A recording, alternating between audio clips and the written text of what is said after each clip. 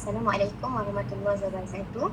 Kami dari kumpulan 6 akan menentangkan tajuk teori kecerdasan Frederick Steinberg. Next.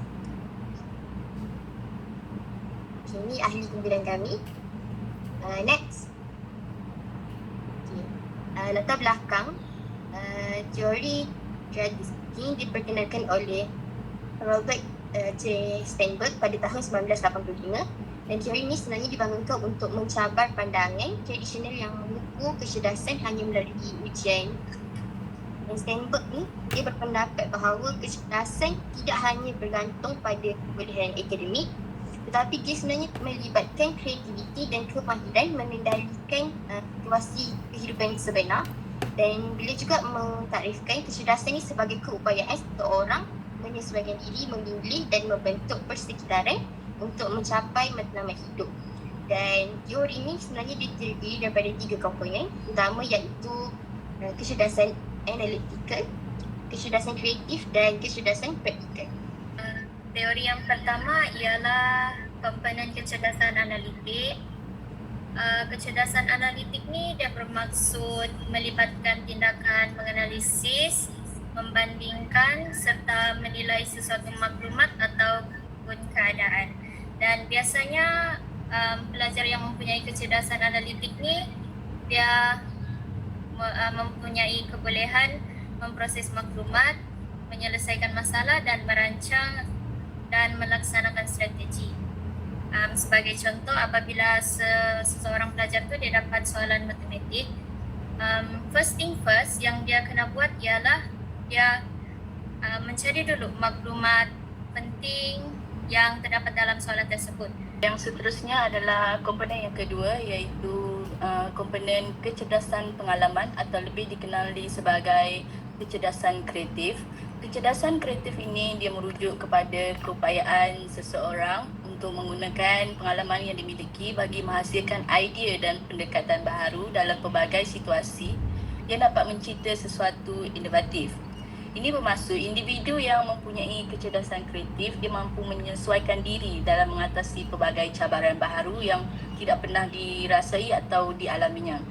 Saya akan sambung pembentangan kita orang, iaitu komponen yang ketiga dalam kecerdasan Steinberg, iaitu kecerdasan praktikal. Kecerdasan praktikal ni ialah kebolehan seseorang individu tu untuk menyesuaikan diri dia dengan pelbagai keadaan dalam persekitaran hidup dia lah. Ini lebih kepada macam mana dia ambil keputusan dalam cabaran yang tiba-tiba dia hadapi. Okay, so ada 3 proses pengeluaran idea. Yang pertama ialah penyesuaian, yang kedua ialah pembentukan dan yang ketiga ialah pemilihan. Seterusnya saya akan tentang teori perbandingan teori kecerdasan. Yang di sini ada 5 aspek yang akan dibandingkan, iaitu yang pertama adalah maksud, yang kedua adalah fokus utamanya, ketiga cara berpikir, keempat contoh murid dan kelima adalah kekuatan. Baiklah, beritahu oleh rakan-rakan saya, teori terakik oleh Robert Steinberg ni terbahagi kepada 3. Dekat sini saya akan terangkan bagaimana teori ini diaplikasikan dalam bilik darjah. Kecerdasan analitik, ia merupakan kemampuan mengaplikasi. Dalam pendidikan kita boleh aplikasi melalui latihan analisis data dan graf perbincangan sebab akibat dalam sejarah maupun geografi. Dan soalan esei memerlukan hujah. Bagi contoh yang mudah, guru meminta pelajar untuk menganalisis punca kejatuhan sesebuah empayar itu. Di sini pelajar bukan sekadar menghafal tarikh, tapi mereka berfikir secara logik untuk menilai faktor-faktor sebuah kejatuhan itu. Teori ini penting bagi melahirkan pelajar yang mampu berfikir secara kreatif dan bukan hanya sekadar menelan fakta secara bulat-bulat. Terusnya kita beralih kepada kelebihan dan kekurangan teori kecerdasan terakik Steinberg. Okey, untuk kelebihan pertama, melihat kecerdasan secara lebih menyeluruh.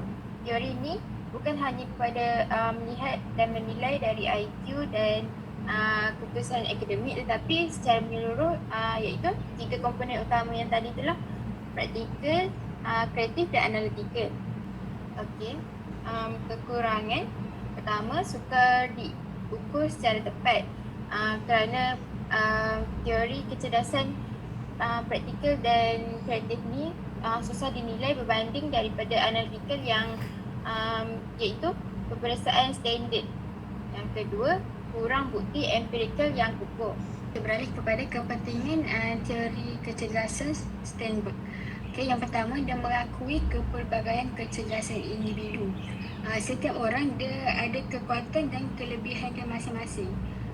Oleh itu, individu ni kita tak bolehlah macam anggap dia bijak bila dia cemerlang dalam peperiksaan sahaja. Yang kedua, maksudnya isu 1 dan 2 ni dia saling berkait. Okay, isu pertama, KPM kaji kembalikan peperiksaan UPSR dan PDTRI. Yang kedua, UPSR tidak akan dikembalikan. Okay, dari teori last kesimpulan. Untuk teori ini, kecerdasan seseorang tidak boleh dinilai berdasarkan keputusan peperiksaan atau tahap IQ semata-mata.